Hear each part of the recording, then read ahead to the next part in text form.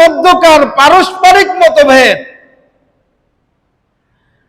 বা ভুল ত্রুটি নিয়ে সমালোচনা করা বা সেগুলো চর্চা করা আমাদের জন্য সম্পূর্ণ নিষিদ্ধ এবং হারাম। তাদের মধ্যকার পারস্পরিক মতভেদ এবং ভুল ত্রুটি নিয়ে সমালোচনা করা বা সেগুলো নিয়ে চর্চা করা, সেগুলো নিয়ে গবেষণা করা, সেগুলো নিয়ে একজন আরেকজনের উপরে আক্রমণ করা, আক্রমণাত্মক কথাবার্তা বলা বা বক্তব্য দেওয়া, এটা সম্পূর্ণ মুসলমান আমাদের জন্য নিষিদ্ধ এবং হারাম। এটা করা যাবে না। বলবেন কেন করা যাবে না? দলিল দেন। হ্যাঁ, দলিল আছে কোরআনে কারীমের মধ্যে। আল্লাহ রাব্বুল আলামিন বলছেন সূরা হাশরের 10 নম্বর আয়াতে আল্লাহ তাআলা বলছেন, ওয়াল্লাযীনা জাউ মিন বাদিহিম ইয়াকুলুনা রব্বানা ইগফির লানা ওয়া লিইখওয়ানিনাল্লাযীনা সাবাকুনা বিল ঈমান ওয়া লা তাজআল ফি কুলুবিনা গিল্লাল লিল্লাযীনা আমানু রব্বানা ইন্নাকা রাউফুর রহিম। আল্লাহ তাআলা এই আয়াতের মধ্যে বলছেন, এবং যারা তাদের সাহাবীদের পরে এসেছে তারা বলে, হে আমাদের প্রতিপালক, আমাদের ক্ষমা করুন এবং আমাদের ওই সমস্ত ভাইদেরকেও মাফ করে দিন যারা আমাদের পূর্বে ঈমান এনেছে, এবং মুমিনদের বিরুদ্ধে আমাদের অন্তরে কোনো বিদ্বেষ রাখবেন না। এই আয়াতের মধ্যে আল্লাহ তাআলা যে বললেন যে আমাদের পূর্বে ঈমান যারা এনেছে, আমরা যে দোয়া করলাম যে আল্লাহ আমাদেরকেও মাফ করে দেন, আমাদের সাথীদেরকেও মাফ করে দেন, এবং আমাদের পূর্ববর্তী যারা ঈমানদার ছিল তাদেরকেও ক্ষমা করে দেন। বলুন তো, পূর্ববর্তী ঈমানদার বলতে কাদেরকে বোঝা যায়? আমাদের পূর্ববর্তী ঈমানদার মানে কি? সাহাবায়ে কেরাম। এখানে আল্লাহ তাআলা সাহাবীদের কথা বলছেন, সাহাবীদের মর্যাদার কথা বলেছেন। তাহলে যেই সমস্ত সাহাবীদের জন্য আমরা দোয়া করলাম আল্লাহ তাআলা যেন তাদেরকে মাফ করে দেন, এবং বললাম মুমিনদের বিরুদ্ধে আমাদের অন্তরে কোনো বিদ্বেষ আপনি রাখবেন না, তাহলে বলুন তো, সাহাবায়ে কেরামদের পারস্পরিক মতভেদ এবং ভুল ত্রুটি নিয়ে সমালোচনা যদি আমরা করি, তাহলে এই আয়াতের বিরুদ্ধে আপনার আমার অবস্থান হবে কি হবে না? নিজেরাই আমরা দোয়া করতেছি, নিজেরাই আমরা বলতেছি যে আল্লাহ আমাদেরকে মাফ করে দেন, আমাদের পূর্ববর্তী ঈমানদার যারা আছে তাদেরকে মাফ করে দেন, তাদের প্রতি আমাদের অন্তরে যেন বিদ্বেষ না থাকে, এটা নিজেরাই বলতেছি। আবার ওই মুখ দিয়াই ওই সাহাবায়ে কেরামদের সমালোচনায় লিপ্ত হয়ে গেছি, ওই হাতের কলম দ্বারা এই সাহাবায়ে কেরামদের সমালোচনায় লিপ্ত হয়ে গেছি। ফেসবুকে, ইন্টারনেটে বিভিন্ন ভাবে আপনি আমি বিভিন্ন জায়গায়, সেমিনারে, বিভিন্ন অনুষ্ঠানে, প্রোগ্রামের মধ্যে আপনি আমি জবানের দ্বারা, হাতের দ্বারা, কলমের দ্বারা আপনি আমি কিন্তু সাহাবায়ে কেরামদের সমালোচনা আজকে সর্বত্র বিভিন্ন জায়গার মধ্যে হচ্ছে, চলতেছে। এই জন্য মুহতারাম হাজিরিন, আমাদেরকে সাবধানতার সাথে কথা বলতে হবে, সাবধানতার সাথে সাহাবায়ে কেরামদের ব্যাপারে আপনাকে আমাকে মন্তব্য করা লাগবে। তাদের মতভেদ এবং ভুল ত্রুটি নিয়ে সমালোচনা করা সম্পূর্ণ আমাদের জন্য হারাম। এর দলিল হচ্ছে সূরা হাশরের এই 10 নম্বর আয়াত। এরপরে হাদিসের মধ্যে সহিহ বুখারীর 7352 নম্বর হাদিস। এই হাদিসের মধ্যে আল্লাহ রাসূল সাল্লাল্লাহু আলাইহি ওয়াসাল্লাম বলেন যে বিচারক বা মুজাহিদ সাহাবী যখন ইস্তিহাদ করেন, বিচারক বা মুস্তাহিদ সাহাবী যখন ইস্তিহাদ করেন এবং সঠিক সিদ্ধান্তে পৌঁছান, তখন তিনি দ্বিগুণ সওয়াব পান। আর যদি ইস্তিহাদ করেন কিন্তু ভুল সিদ্ধান্তে পৌঁছান, তবুও তিনি একটি সওয়াব পান। এই হাদিস দ্বারা আমরা কি বুঝলাম?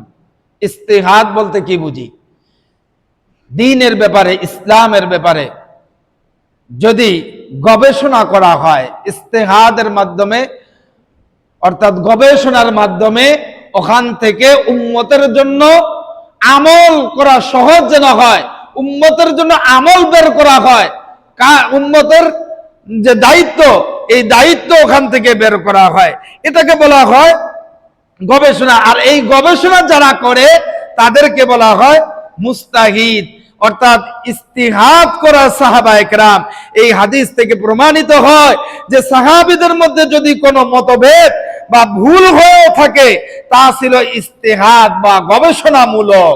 গবেষণা ছাড়া তাদের এই ভুল ছিল না, গবেষণা ছাড়া তাদের ভুল ত্রুটি ছিল না। মূলত ইস্তিহাদি এবং গবেষণামূলকই তাদের এই ভুল ত্রুটিগুলো ছিল। তারা আল্লাহর নৈকট্য লাভের নিয়তেই তা করেছেন। ইস্তিহাদ এবং গবেষণা এটা তারা আল্লাহকে সন্তুষ্ট করার জন্যই করেছেন, দুনিয়ার কোনো মানুষকে সন্তুষ্ট করার জন্য করেন নাই। সুতরাং তাদের এই ভুলগুলো নিয়ে আলোচনা করা, দোষ খোঁজা বা তাদের সম্মানহানি করা আমাদের কাজ নয়, এটা কোনো মুসলমানের কাজ হতে পারে না। বরং আমাদের কাজ হলো তাদের জন্য মাগফিরাতের দোয়া করা এবং নিজেদের অন্তরকে তাদের প্রতি বিদ্বেষ মুক্ত রাখা। রাসূল সাল্লাল্লাহু আলাইহি ওয়াসাল্লামের পবিত্র সাহাবীদের পারস্পরিক বিরোধের ইতিহাস ঘেটে কাউকে দোষী সাব্যস্ত করা এটা ঈমানের শানের পরিপন্থী, আমাদের ঈমানের শানের পরিপন্থী। এজন্য আমাদের ঈমানকে যদি আমরা পরিপূর্ণ করতে চাই তাহলে অবশ্যই সাহাবায়ে কেরামদের সম্মান রক্ষা করে কথা বলতে হবে। তাদের দোষ ত্রুটি তালাশ করা যাবে না, তাদেরকে গালমন্দ করা যাবে না। তাদের জন্য আল্লাহর কাছে যেইভাবে আপনি আমি দোয়া করছি ঠিক ওই দোয়ার উপরেই আপনাকে আমাকে ইস্তেকামাত থাকতে হবে। রব্বানা গফির লানা ওয়া লিইখওয়ানিনাল্লাযীনা সাবাকুনা বিল ঈমান ওয়া লা তাজআল ফি কুলুবিনা গিল্লাল লিল্লাযীনা আমানু রব্বানা ইন্নাকা রাউফুর রহিম। যে রব্বুল আলামিন আমাদেরকে আপনি মাফ করে দেন, আমাদের পূর্ববর্তী ঈমানদার অর্থাৎ সাহাবায়ে কেরাম তাদেরকেও আপনি মাফ করে দেন, তাদের ব্যাপারে আমাদের অন্তরে আপনি বিদ্বেষ রাখিয়েন না। তাহলে এইটা হচ্ছে আমাদের ঈমানের পরিপূর্ণতা আনার জন্য 3 নাম্বার সাহাবীদের প্রতি হক। 4 নাম্বার হক হলো সাহাবীদের জীবন ও আমলকে আদর্শ হিসাবে অনুকরণ করা, আদর্শ হিসেবে গ্রহণ করা। কারণ কি?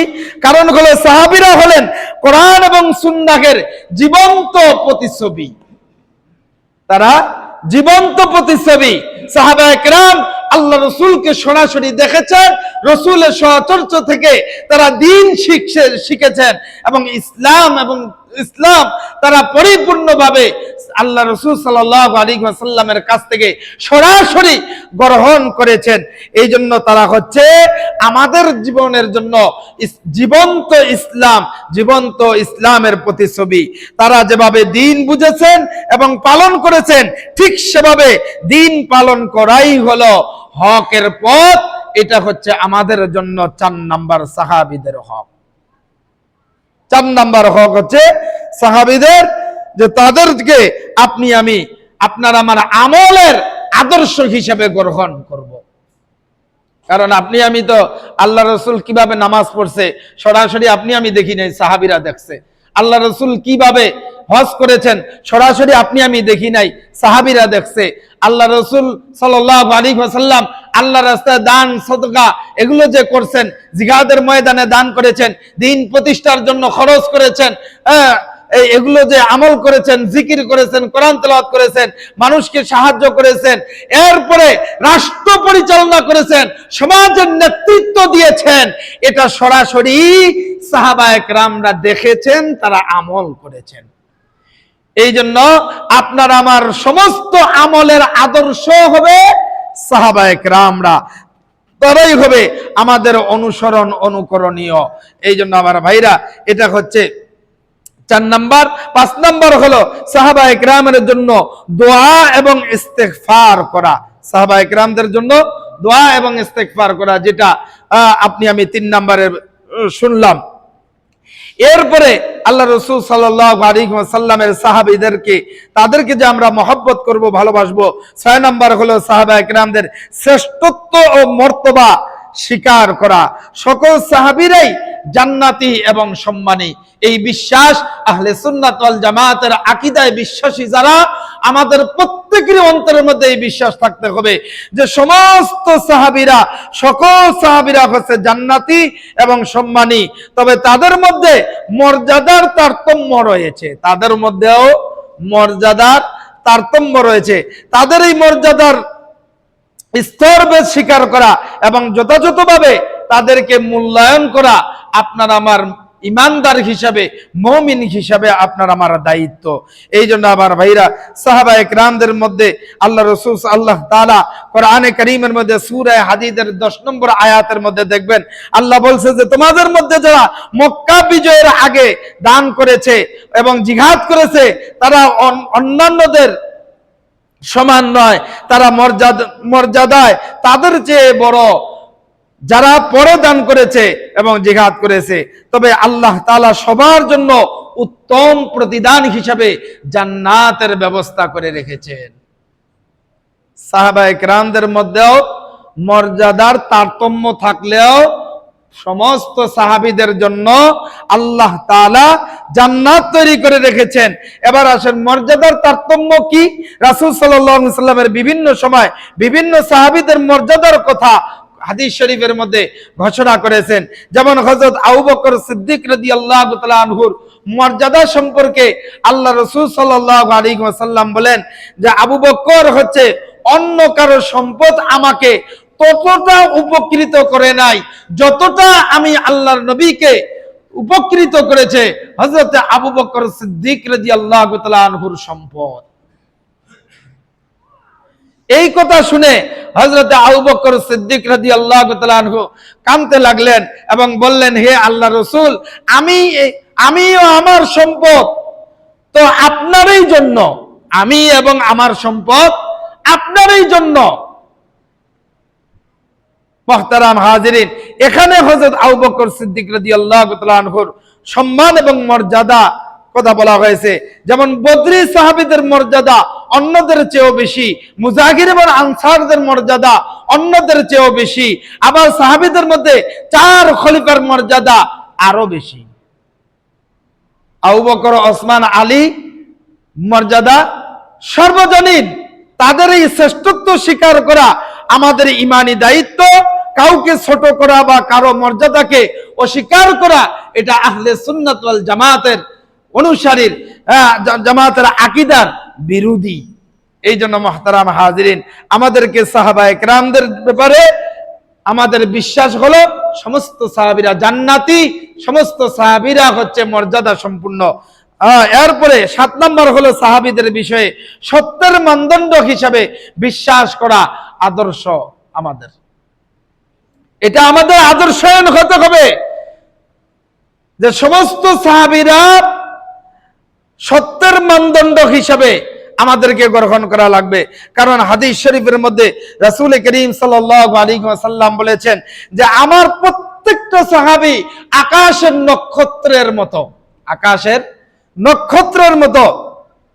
as-sahabikan nujum bi'ayhim muqtadaitum muhtadaitum। হাদিসের মধ্যে আল্লাহ নবী সাল্লাল্লাহু আলাইহি ওয়াসাল্লাম বলেন যে আমার একজন সাহাবী হচ্ছে আকাশের নক্ষত্রের মতো। সমুদ্রে যখন জাহাজের নাবিক যখন রাস্তা ভুলে যায় তখন সে রাস্তা চিনে আকাশের চন্দ্র দেখে।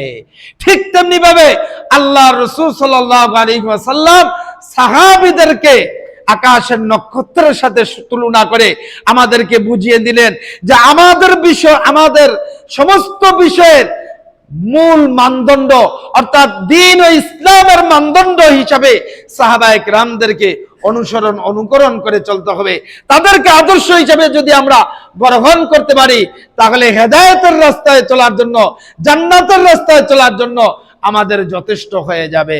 এই জন্য আল্লাহ রাসূল সাল্লাল্লাহু আলাইহি ওয়াসাল্লাম হাদিস শরীফের মধ্যে বলেন, কেউ যদি আমার একজন সাহাবীকে অনুসরণ করে জান্নাতে যাওয়ার জন্য অর্থাৎ হেদায়েতের রাস্তায় চলার জন্য যথেষ্ট হয়ে যাবে।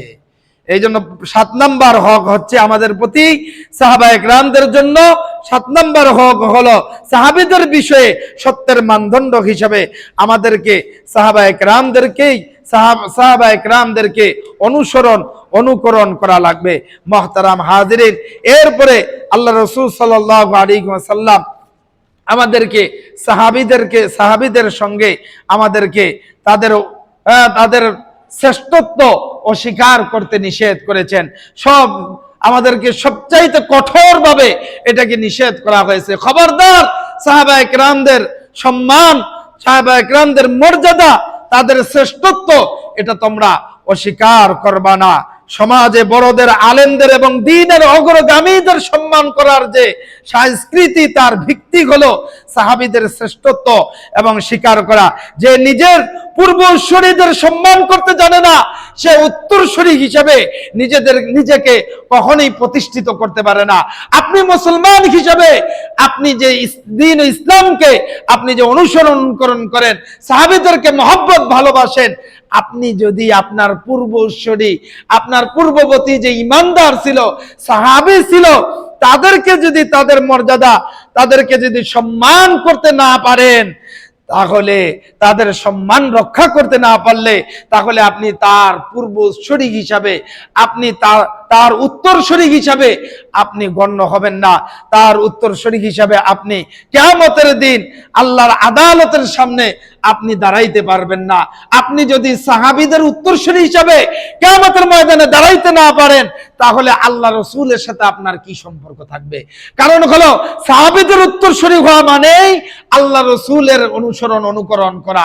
সাহাবীদেরকে ভালোবাসা মানেই আল্লাহর নবীকে ভালোবাসা। সাহাবীদেরকে আদর্শ হিসেবে গ্রহণ করা মানেই আল্লাহ রাসূলকে আদর্শ হিসেবে গ্রহণ করা। আমাদের পূর্বপুরুষ যারা ছিল, তারা সাহাবায়ে কেরামদের আদর্শ গ্রহণ করেছে, তারা আল্লাহ রাসূলের আদর্শ গ্রহণ করেছে।